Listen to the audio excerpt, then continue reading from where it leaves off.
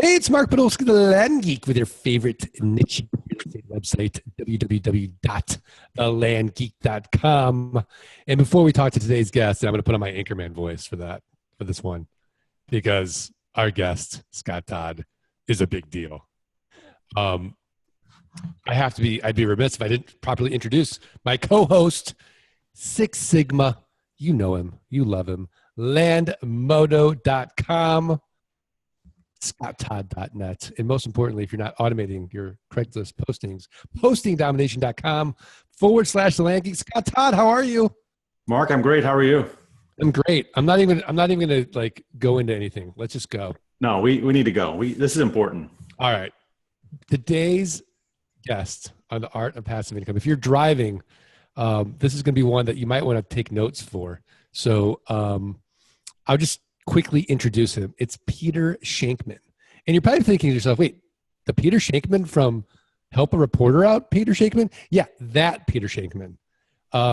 He is best known as the de facto standard for thousands of journalists looking for sources on deadline, offering them more than 200,000 sources around the world looking to be quoted in media. But that's just one of the things that Peter does. He's basically a PR star who knows everything about new media and then some. That's what the New York Times called him. What really is interesting right now is he's working on in the top ADHD podcast.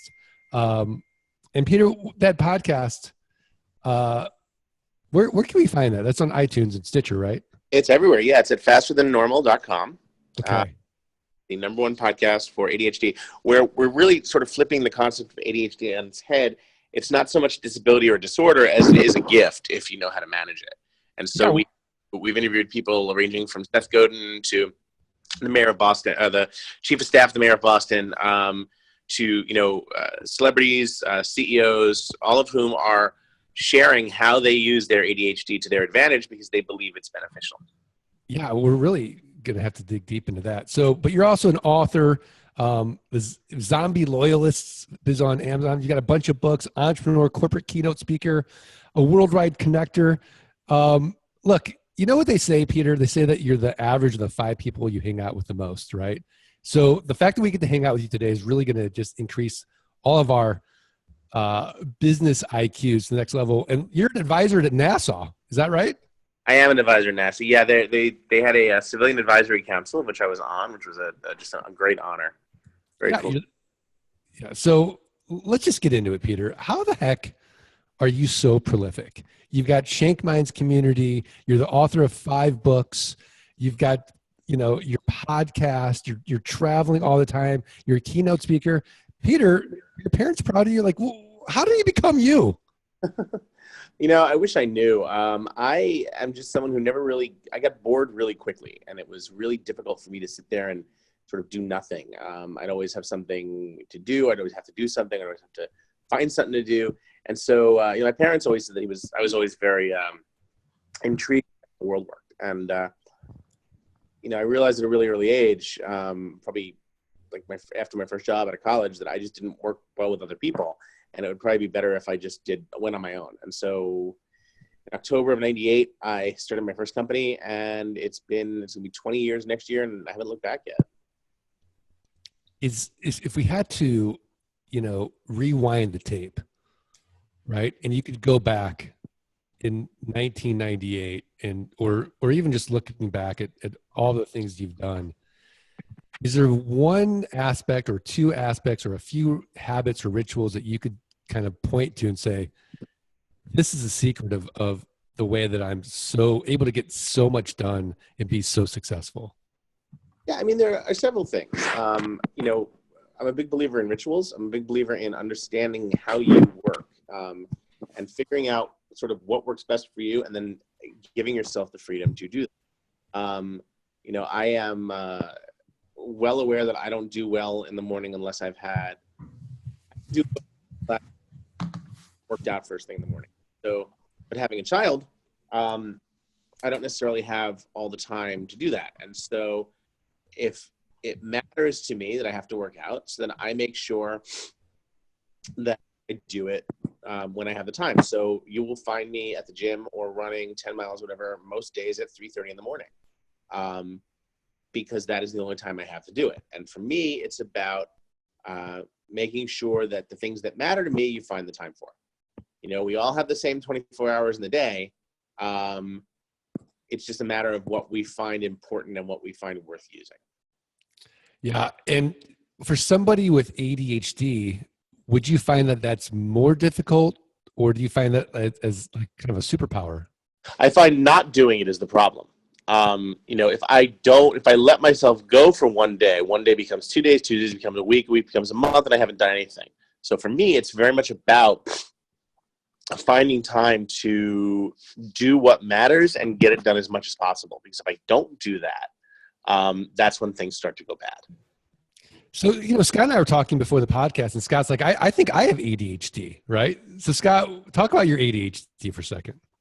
Well, I have ADHD. I think I would have more of the ADD, and really more about, you know, my ability to like hyper focus on things when something is, you know, like when I find something very interesting, or when I can channel that energy and I hyper focus on it, I could sit there and literally do it for hours and hours and hours and hours and hours. And then, because you know, like for me, so my last 4 books have all been written on airplanes. I've had 2 bestsellers; they've all been written on airplanes, and because I don't have the ability to sit down and write something in my office or in my apartment or whatever, and if you tell me, oh, just write every day, you know, get a page done, you'll be fine. I can't do that. So for Zombie Loyalists, I actually booked a flight to Tokyo. I had nothing to do but fly to Tokyo. I had no reason to be in Tokyo. So I booked a flight to Asia. I wrote chapters 1 through 5 on the flight out. I landed, I went to the lounge, I took a shower, I had a cup of coffee, I got back on the same plane, same seat 2 hours later, wrote chapters 6 through 10 on the flight home. That's how I work. That's a great story, because I just finished reading Deep Work by Cal Newport, and he discusses you in that book, and the fact that you had to go in such an extreme measure. But it's not really that extreme measure, because let's look at the math on it, right? Let's say it costs you $4,000, right, to book that flight. You got a book done in that time. Yeah, it's totally worth it, because that is how I work best. And so, again, it's about knowing the way you work and being able to master that in such a way that you do it well. I mean, it's really like embracing those things that you know are your strengths, and then, you know, building your strengths from that. Yep. So, Peter, what actually allowed you to kind of think to yourself, okay, I'm gonna start a podcast on ADHD? I mean, how does that even happen? Like, most people, I would think, are kind of closeted about having ADHD or ADD and aren't kind of, you know, sort of celebrating it in a way. Well, I've always said that a lot of my success is due to the fact that I have it. And so one day I held a podcast. I'm like, let's hold or not a podcast, a webinar. Let's hold a webinar about what's happening, how I use my ADHD to my advantage. And I did that, and within, like, I think 3 hours after promoting the webinar, I had like 4,000 people signed up. And so it was pretty ridiculous in that regard, because it was like, okay, well, I guess everyone wants to find this out. And I did this hour-long podcast, and went really, really well. And I said, well, if that's the case, maybe there's a way that I can share this with the world on a regular basis. And that became the podcast. The podcast really started taking off. From there, I get a book deal out of it. So Faster Than Normal, the book, is coming out in October. Yeah, it's pretty exciting. I'm actually hosting we have a course now, ftncourse.com. So it's pretty crazy. So I want to pivot from that and talk about Shank Minds. What is Shank Minds?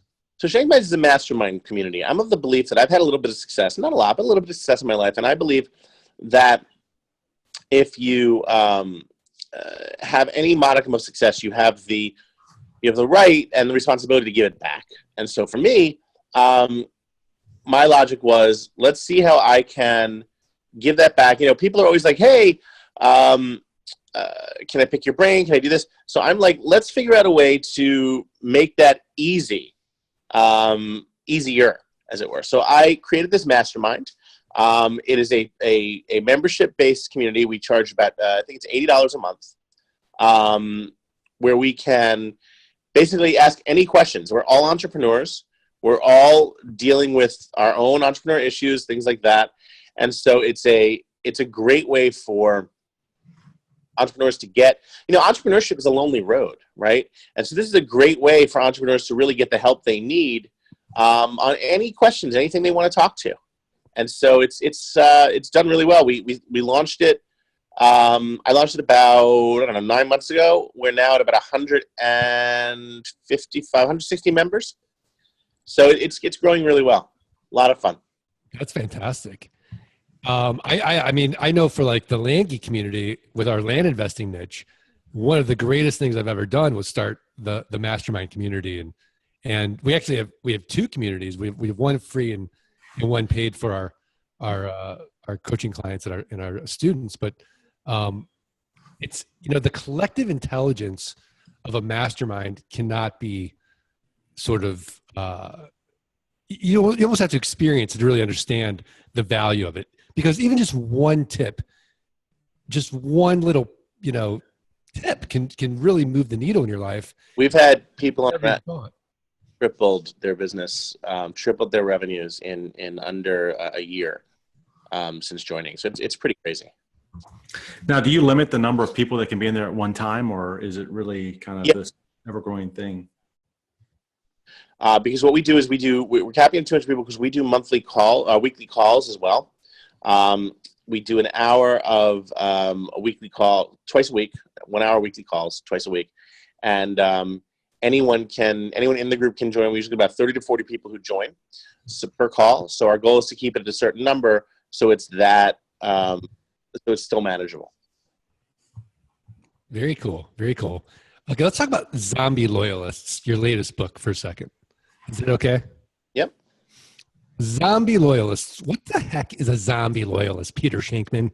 What's your favorite restaurant? What's your favorite? Oh, what's my favorite restaurant? Oh, I thought you said it's the name of a restaurant in like New York. No, my favorite restaurant is I love the Slanted Door in San Francisco. So when people say, "Hey, do you want to go out and get food?" Do you try to sort of send them over to that place? If they're going to be in San Francisco, absolutely. Yeah. So you're a zombie loyalist for the Slanted Door. The premise behind a zombie loyalist, someone who is so in love with what they, with a brand, with a product, with whatever, that they want to share that with the world. Because essentially, no one believes how great you are if you're asked to tell them. Okay. So if you can get other people to do it based on your incredible service, well, then you're fine. And because we expect crap service on a regular basis, then I don't need you to be awesome. I just need you to be 1 or 2 levels of crap. I don't need you to go out and, do massive amounts of extra work. I just need you, when I'm getting on an airplane, tell me that, make sure the plane's at the right gate when you say it's going to be, and smile. I don't need more. Yeah. So how do you create zombie loyalists, Peter, like in your own business?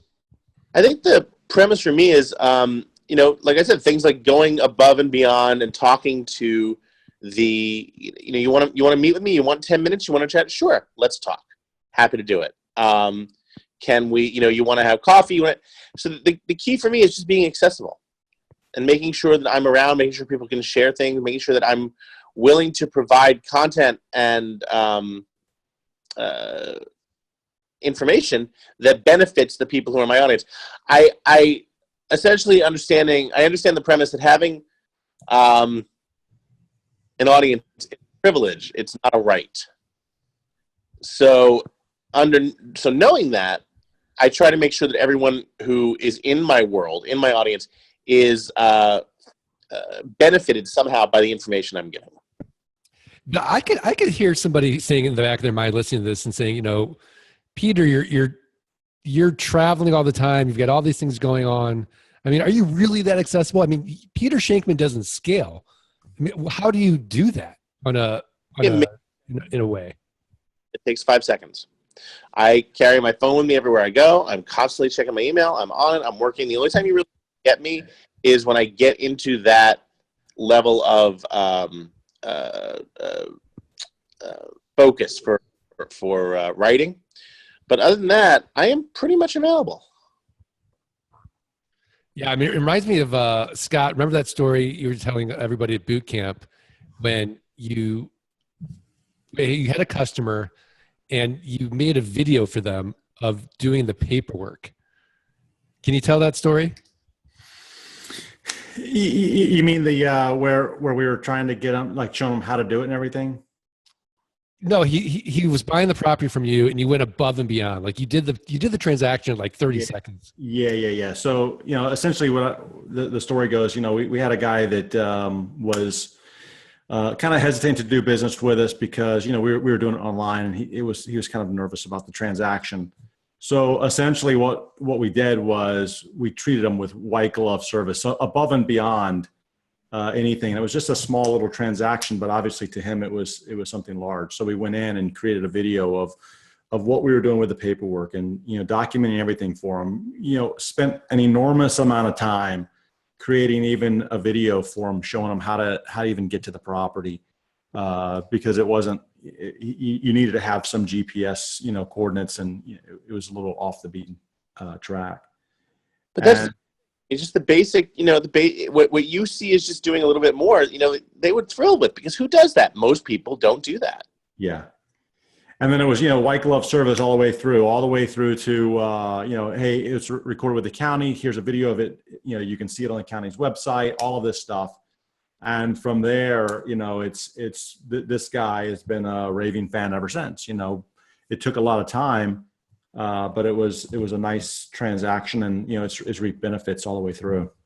No, and that's the thing. You do that, they will turn into these amazing loyalists who will share it with the world about how awesome. Share how awesome you are. Yeah, I mean, Peter, is there a company or two, like a case study that you use? Is it like this company's doing it right because they're doing X, Y, and Z, and they're creating zombie loyalists on a daily basis? Like, how can we learn from that? Yeah, I mean, look at little things. I mean, there's, Morton's Steakhouse is a good example. When you go out to Morton's Steakhouse, you call and you ask for a reservation, and they ask you if you're celebrating anything. They say, okay, we see you Friday at 8 p.m. Are you celebrating anything? Yeah, it's my wife's birthday. Great. What's her name? Her name is Michelle. Great. We'll see you and Michelle there at 8 p.m. You show up at 8 p.m. and the first thing that happens is that they say, okay, great. Here's your table, and you sit down at the table, and they go. You look at the menu, and on the menu, it's a little piece of paper that says "Happy Birthday." It's a printed menu, and on the top it says "Happy Birthday, Michelle." Right. So what happens? Michelle looks at that, spends the next 45 minutes Instagramming the crap out of that. Right. Shares it with all her friends. Oh my God, my name's the menu. This is the coolest birthday ever. If you're Michelle's friend, well, you want the same thing, right? Yeah, absolutely. It's literally that simple. What did it cost them? What did it cost them to nothing? Name on the menu. Nothing. That's a great example. When you consult with these big Fortune 500 companies, what are they asking you, Peter? A lot of times they're asking sort of what we're doing in terms of the premise of the social economy. So just what I told you, where it's no longer about telling people how great you are, it's about people telling others how great you are. They want to learn how to get to that point. And so for me, a lot of times I'm working with these companies and just explaining to them that, hey, look, you don't have to be awesome. You just need to be a little bit above crap. Let's show you how to do that. I love it. A little bit above crap. A lot of times it has to come down to upper management buying in, as well as every employee, from the customer service guy all the way to the CEO, needs to know that they're important and that they matter. Yeah. So what does Peter Shankman do to keep your to stay innovative, right? Like, who are your people? What are you reading? How are you staying ahead of everybody? I read everything hands-on. I really enjoy. I enjoy being surprised by new technology. I enjoy being surprised by it. I'll read the most random things in the world. I'll read things like, I'll read things like rifle and ammo or whatever. Just things to take me out of my comfort zone and teach me about new ways of doing things. On the flip side, I do things to up my endorphins and kick my butt up. In that regard, I'm a licensed skydiver, right? So for me, I'm all about trying new things and trying different things to be able to sort of change the status quo. Normal is boring, and your comfort zone is a great place to work, but nothing good ever comes there. Nothing good ever grows in your comfort zone. So your job is to constantly get out of it. So, because you're so busy, how are you scheduling things in your schedule and saying, okay, if this block of time, I'm going to get out of my comfort zone. I'm going to do X, Y, and Z. Are you consciously, intentionally doing this? Well, again, it comes down to exercise. Exercising in the first thing in the morning is the best thing you could possibly do. That usually sets the tone of my day. I am also, like I said, I'm a licensed skydiver. So I'll take a Saturday and go jumping. And that'll be my entire day on Saturday, and I'll have enough endorphins out of that to be incredibly awesome for like the whole week.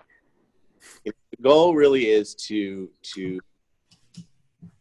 live your life in such a way that you're constantly staying excited and busy with new things. Scott Todd, I mean, what are you doing every day to get out of your comfort zone? Well, I do try to learn something new every day, and I'll tell you, it is so easy to run back to the comfort zone. Even when you're learning something new, like you're trying something, and then it really takes this major step to move forward, and it's so easy to run back. I think you have to jump out of a plane to move it forward, right? Because once you've lived on the edge like that, you realize like there's not really any going back, because going back is boring. Yeah, you know what I tried the other day on this Friday was I went to one of those rest spas, and you go into it's like a 1,000 pounds of Epsom salts, and you float. I love that. Have you done that, Peter? 10-step tanks. Yeah, those are a lot of fun. I also go on. I go to something called cryo, which is you stand in a tank of negative 423 degrees Celsius air. Whoa. Is this a New York thing? I've never heard of this. No, it's New York, LA. It's all over the world, and it's great. It totally it completely kicks your metabolism up, kicks your endorphins in. It's pretty amazing. Are you one of these cold shower guys? Yes. Okay, walk me through the cold shower. I've tried it. Now, I've tried it both ways, where I'll go hot, and then at the end of the shower, I'll go really cold, and then I'll start really cold, and then I'll go hot. What do you do? So what I do is I actually fill up the tub up over my feet with ice cold water, and then I get in, and it's a little warm. The water's warm from the shower, but the ice cold feet are great because it helps my feet recover from like a run or whatever. And then wash up as I do my hair. I wash my hair, and that's when I turn it ice cold. And so I wash my hair, and then as I'm coming out, that allows me to sort of adjust, and by the end of the day, I'm fine. Or by the end of the shower, rather, I'm fine. And so I get out, I get dressed, I'm awake, my pores are tight. It's great. I love it. I mean, living on the edge, right? I mean, I guess I got to do it. I guess I got to try it to get outside my comfort zone. But it sounds. No, if you go, best way to take a shower in the cold is to think about the fact that it's not cold. So if I say, oh my God, I'm going to go into a cold shower, it's going to be terrible, it's going to suck. So I don't do that. I go into a cold shower and I say it's going to be a shower. It'll be warm. It's like going to the pool. I convince myself that it's warm and I get it. I've been doing it and I love it. What's interesting is that I live in Scottsdale, Arizona, and I used to complain all the time about being cold, which is a weird thing. because like my skin's, or not my skin, my blood's thin from being out here, right? So like it's, you know how it's like a dry heat, it's a dry cold, it's cold. And so this year I've vowed not to complain about anything. And so it's like, you're not complaining that it's cold, you're not cold, but I've been taking these cold showers and I think it's helping me. I'm not cold as much. Have you seen that, Peter? Yeah, I mean, again, if you get out of that, if you get out of what you're used to, you know, how bad could it be to be in a cold shower, or how bad could it be when you're walking outside and it's 74 degrees and you're freezing if you just survived a cold shower? Yeah, it's fantastic. Let me ask you a little bit about social media and marketing, because a lot of people listening, you know, we're selling a commodity that's tough to sell. Well, it's not tough for us, but it could be tough. If you're listening to this and you're not doing it, you might think it's really tough. Raw land, right? And right now, one of the hot ways to sell raw land is these buy-sell groups on Facebook, right? How are you using social media for your marketing? And are you on every platform? Do you focus on just one platform? Do you measure it? Like what's the Peter Shankman way of marketing on social media? Is really on the platform where my audiences are. So the first thing that you have to understand is where your audience is. If you don't know where your audiences are, you're wasting your time. So the first thing I can recommend is understand where your audiences are. Once you do that, then you can start figuring out what kind of content they like. You know, this isn't rocket science, but you know, to sit there and post stuff that they couldn't care less about is pointless. So your goal is to figure out what your audience is into and go from there. How do you do that? What's the best way to do that? The best way to do that is to listen to what your audience wants, ask them questions, find out what they're doing, and understand, you know, sort of what they want, and then give them that. They will be, it's just amazing. It's just amazing how easy it is to make your audience happy simply by doing the things that they want and that they desire. And if you don't have an audience, where do you start? Everyone has an audience. Even if they're just people you're hanging out with online, they're an audience. Start there first. Okay. So you start there, you start asking questions, and then you go to where your audience is.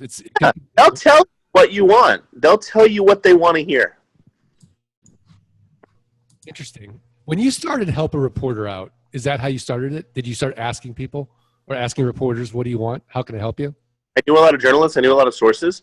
They would all tell me where I want, you know, hey, we're doing a story on whatever, who do you know? And over time, I'm like, there's got to be a better way to do this. And I said, you know, I talk to everyone. And because I talk to everyone, I know a lot of people.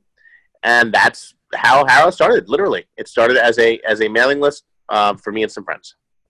And it blew up into this multi-million dollar company. It was pretty crazy. Peter, I mean, like someone trying to put their name out there, or, you know, build some credibility for their company. Is that still a very viable way to go? You know, is it better to invest their time kind of building their audience on social media? What's kind of the best way to attack that? On what the company is. I can't tell anyone how to play with their own audience because they don't know what their audience is. Right? I don't know what your audience is. I can't. People ask me all the time, you know, where should I be? You know, where should I be advertising or marketing? I don't have a clue. You're the one who knows your audience, right? I can't tell you that. All I can tell you is, you know, listen to your audience and figure out what benefits them, and they will tell you what to do and how to do it. It's so simple. It really is. It's so simple. Or you make it sound so simple, but I think it is simple. I mean, I'll ask you, do you think that we overcomplicate things in business when you're looking at your startups or you know, when you're investing in a VC or whatever? Do you see that a lot? I mean, what major mistakes do you see out in the marketplace today? I know for a fact that companies try way too hard to do ridiculously easy things. It is it's a shame, really, because a lot of companies sort of ruin their entire marketing plan by just trying too much. The the beauty of social and the beauty of online is that you can listen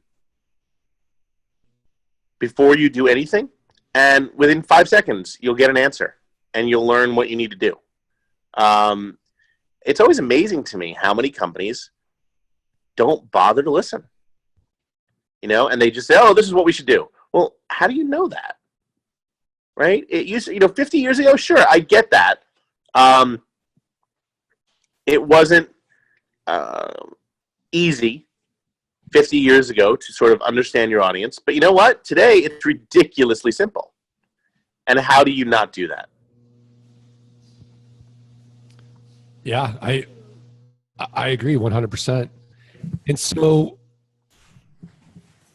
if you were going to advise somebody who's just starting out in business and they're getting to know their audience, they're asking these questions and they're building it, right? As far as the marketing aspect of it, would you start with print? Like, would you blog about things? Would you do video or a combination? I can't tell you that. I don't. Okay. I don't know. I can tell you that if you run a company that caters to people who like tropical fish, right? Go find the tropical fish websites, start reading what people are talking about there, start figuring out how you can complement information about that, how you can add to it. But, if you don't have, no one can tell you where your audience is or how to get them other than you. You know your audience better than anyone else. And, I can't tell you that. I could tell you that, blogging is a great way to do it. Writing articles is a great way to do it. Being quoted as a source, using Help a Reporter, whatever, that's a great way to do it. But again, I can't tell you what to do because it depends on what your audience wants and where they are. Got it. And Mark, I think that's where a lot of people struggle is they struggle to understand who their audience is. And then they don't connect with that audience because they're trying to rush the relationship building as opposed to kind of doing the research to find their audience first and then proceeding to start building that social media platform or the blog or whatever it is. They just try to say, well, let me try this avenue. And then they don't connect because they're not in the right place or hitting with the right message either. Yeah, I mean, you could have your own niche just for people that like to ride quads and just sell land to people that are, hanging out and talking about quads and riding quads and be the land quad guy, right? So I think what Peter's saying is deceptively simple, but not a lot of people start that way. Which is really interesting. So Peter Shankman, for 2017, what are you most excited about? What project or projects are you most excited about for this year? I think Faster Than Normal, the book, I'm thrilled about. That's going to be coming out soon in October. I can't wait for that. What else? I'm excited about, continuing to grow Shank Minds. I'm excited about my corporate keynote speaking. I'll be doing a lot more influencing for companies like Huawei and Specialized Bikes and things like that. I have a pretty big racing schedule coming up. I have another Ironman this year, as well as a bunch of half Ironman and some marathons. So it should be a lot of fun. Looking forward to it. You'd be like a nightmare at a high school reunion. Do you agree? Actually, not true. I went to high school of performing arts, the FAME school, and so I'm meeting with Omar Epps and Marlon Wayans and Jennifer Aniston. So not so much. No way. So you're friends with like Jennifer Aniston and Marlon Wayans and all those people. Omar, Jennifer, she kind of moved to Hollywood and forgot about most of us. Oh, okay. And that would make sense. So, but that is kind of cool. All right. Well, we're at that point now, Peter, where we're going to put you on the spot and ask you for your tip of the week, a website, a resource, a book, something actionable where the art of passive income listeners can go right now, improve their businesses, improve their lives. What have you got? I'm a huge fan of, we talked about this earlier, of learning things that I didn't know before. And I find that one of the best ways to do that without fail is a website that everyone knows called Reddit. Reddit is awesome because Reddit allows for you to learn anything that you possibly want, right? There are topics on everything on Reddit. I mean, literally every conceivable thing known to man exists in Reddit. So for me, anytime I'm into something interesting, I want to learn something interesting, whatever, I go there. I just take 5 minutes, scan around, whatever. You like Reddit better than Quora? Oh, I hate Quora. Why do you hate Quora? I just see no value. I don't know. I see no value at Quora. I'd much rather, I don't need to ask, because Quora is kind of like an echo chamber. You're asking people who are in your network already. Reddit I love because I don't know any of these people. There are people posting things from Switzerland and Sweden and whatever. It's great. That's cool. I love it. Reddit. Scott Todd, tip of the week? Mark, it's one I'm sure I used about a year ago, but they have a new revision or in a new update. It's Process Street, process.st. They've updated the platform. And if you want a place that you can build your processes, document them, build your workflows so that you can turn the work over to VA, they've got some incredible new tools, new platform. Check it out. You know, we're having Vinay, the founder of Process Street, on the podcast. Yes. So we'll get to talk to him all about 2.0. I had to steal that before you got to it. Yeah. So my tip of the week is going to be learn more about Peter Shankman at shankman.com. And Peter, I'll also have show notes for shankminds.com. I'll have a link to Zombie Loyalists and your Amazon books and everything else you're doing. What's that thing called? The Cryo Chamber? Yeah, it's KRYO. Cryo Life is the website. Cryo Life. I'm going to check out Cryo Life. Awesome. I mean, that's so cool. So is there any questions that we should have asked you that we didn't ask you? I think you pretty much covered it. Again, my goal is at the end of the day is just to know I had a lot of fun during the day, and if that's the case, then I'm doing all right. I love it. Well, I want to thank you for taking time out of your extremely crazy schedule to share your wisdom with our audience. And I want to just remind the listeners, look, the only way we're going to get the quality of guests like a Peter Shankman to come on this podcast is if you do us a small favor and simply subscribe, rate, and review the podcast. And if you send us a screenshot of your review, we're going to send you for free the $97 passive income launch kit. So please do that. Today's podcast has been sponsored by Loan Geek, loangeek.io. Automate your payments with your borrowers. Peter Shankman, thank you so much. It has been a true pleasure. I have been, following you from a distance for many years, and this was just a personal thrill for me. So thank you so much.